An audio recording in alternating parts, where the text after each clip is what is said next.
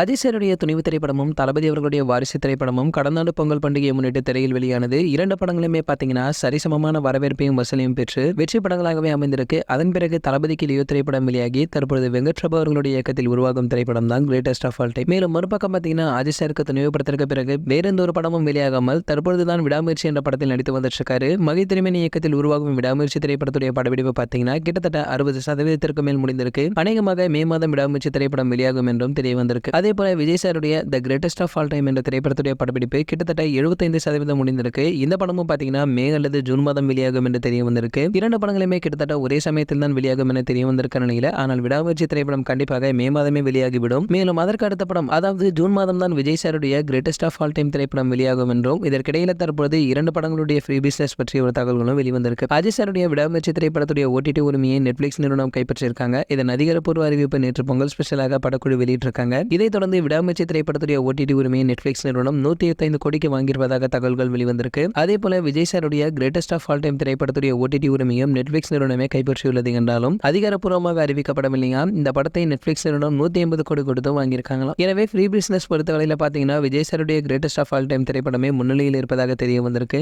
இதற்கிடையில சமீப காலமாகவே வியாபாரத்தை பொறுத்தவரையில நம்ம அஜய் சார் மற்றும் விஜய் சார் சமமாக இருந்தாலும் கூட தளபதி அவர்கள் சற்று முன்னிலையில் தான் இருந்து வந்திருக்கார் என தெரிய வந்திருக்கு. அவருடைய நடிப்பில் வெளியாகி கலவையான விமர்சனை பெறும் படங்கள் கூட வசூலை பொறுத்தவரையில மிகப்பெரிய வெற்றி படமாகவே அமைந்து வந்திருக்கு. எனவே அவருடைய சம்பளமும் படத்திற்கு படம் உயர்ந்து வருகின்றது என்பதும் குறிப்பிடத்தக்கது. சரி, ஓகே, இந்த வீடியோ பற்றி நீங்க என்ன நினைக்கிறீங்களோ அதை கீழே உள்ள கமெண்ட் செக்ஷன்ல கமெண்ட் பண்ணுங்க. மேலும் இது போன்ற சினிமா பற்றி வெளியாகும் அனைத்து செய்திகளை நீங்க உடனே தெரிஞ்சுக்க நம்மளுடைய சினிமா கொட்டையான நம்ம சேனலை சப்ஸ்கிரைப் பண்ணிக்கங்க. பக்கத்தில் உள்ள பெல் ஐகானை கிளிக் பண்ணிட்டீங்கன்னா நீங்க நம்ம வீடியோவை மிஸ் பண்ணாம பார்க்கலாம்.